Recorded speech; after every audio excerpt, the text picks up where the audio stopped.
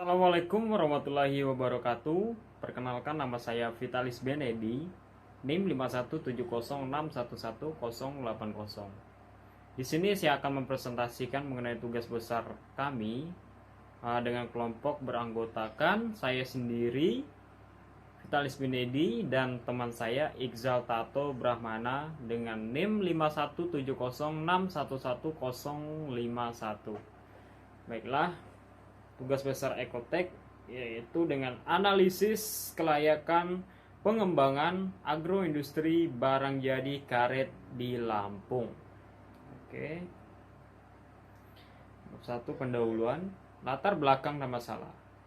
Karet merupakan salah satu komoditi perkebunan penting, baik sebagai sumber pendapatan, kesempatan kerja dan devisa, pendorong pertumbuhan ekonomi, sentra-sentra baru di wilayah sekitar perkebunan karet, maupun pelestarian lingkungan dan sumber daya hayati. Pada tahun 2015, Indonesia mengekspor karet alam mencapai 2,63 juta ton dengan pendapatan devisa dari komoditas tersebut mencapai 3.696, maksudnya 3.699 juta US dollar. Oke. Tanaman karet merupakan salah satu komoditas unggulan pada sektor perkebunan di Lampung. Provinsi Lampung memiliki areal tanaman karet seluas 152.166 hektar dengan produktivitas sebesar 129.868 ton.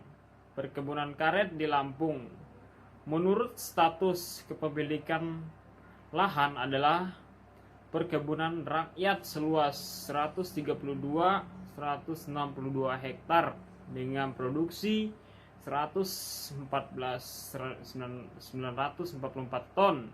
Perkebunan milik negara seluas 14.010 hektar dengan produksi 8.838 ton, dan perkebunan milik swasta seluas 6.030 hektar dengan produksi 6.086 ton.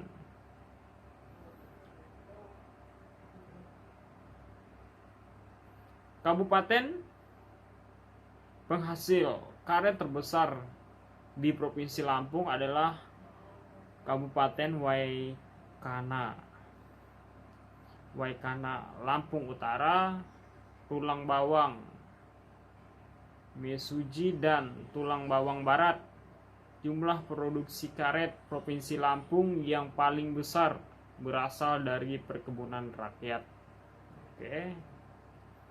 Tujuan dari penelitian ini adalah yang pertama, menentukan jenis agroindustri berbasis barang jadi karet yang potensial untuk dikembangkan di Provinsi Lampung dengan menggunakan metode perbandingan eksponensial atau MPE.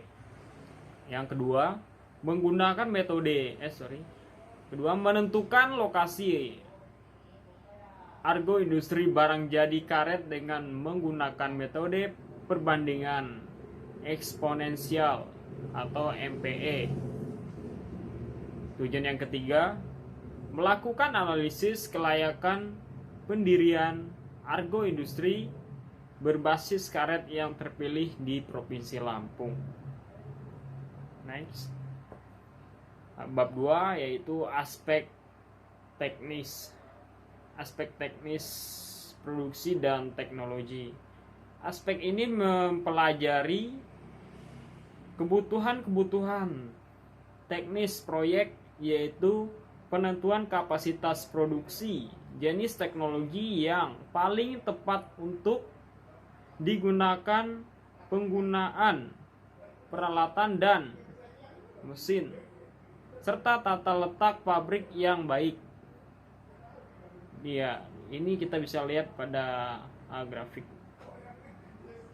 di samping, yaitu mulai data tentang teknologi yang telah ada, kemudian masuk ke pemilihan teknologi proses mesin dan peralatan yang paling optimal, kemudian masuk ke penentuan kapasitas dan penyusunan neraca massa, masuk ke menentukan kebutuhan luas pabrik, kantor, serta fasilitas pendukung, kemudian masuk ke penyusunan layout, dan selesai.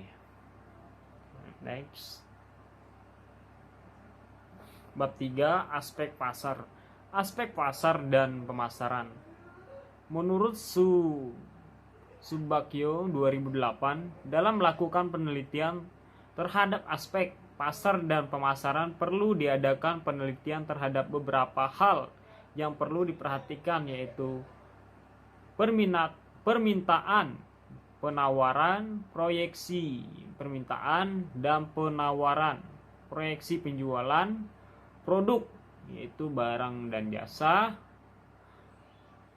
monetasi pasar, strategi dan implementasi pasar.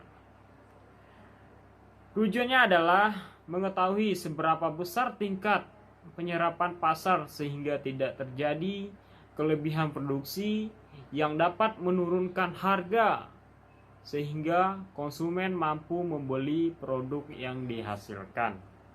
Oke.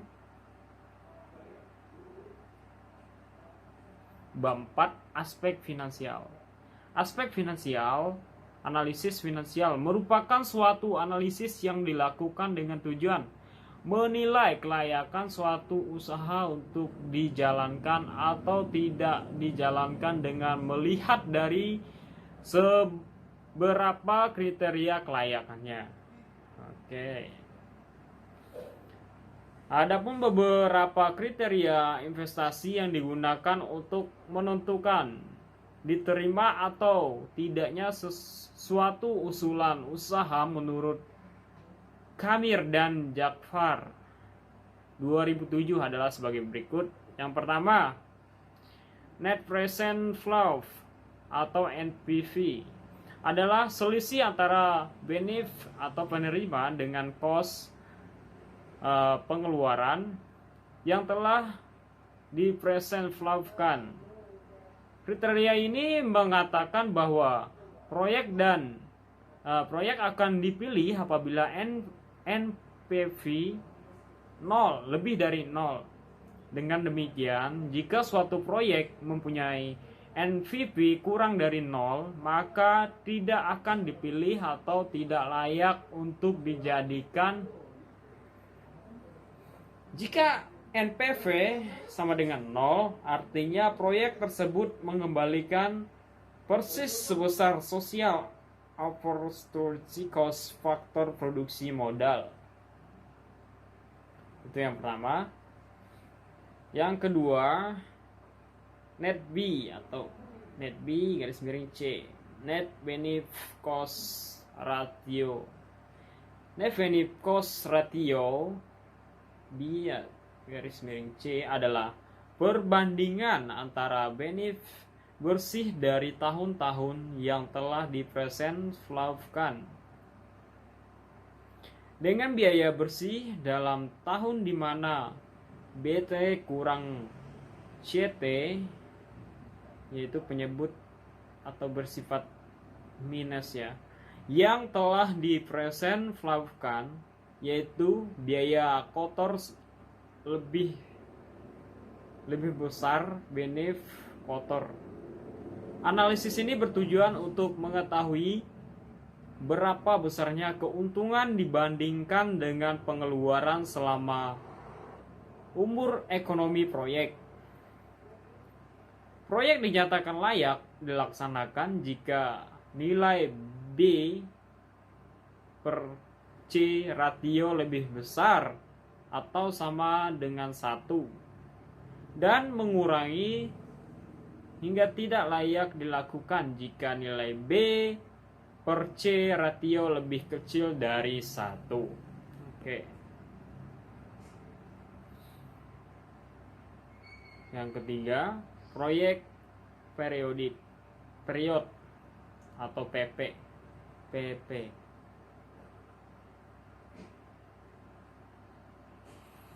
Payback period adalah metode yang digunakan untuk menghitung lama periode yang diperlukan untuk mengembalikan investasi dari aliran kas masuk proses tahun yang dihasilkan oleh proyek investasi tersebut. Semakin cepat dalam pengembalian biaya investasi pada proyek, maka semakin baik proyek tersebut karena semakin lancar perputaran modal apabila proses setiap tahunnya jumlahnya sama.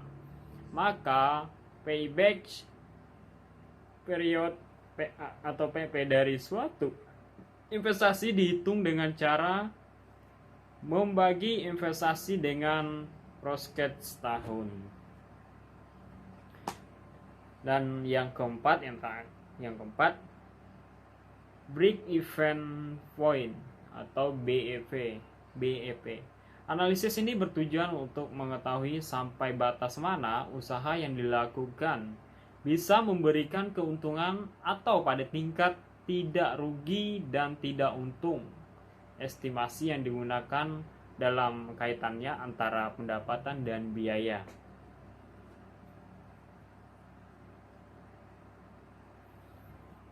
Oke.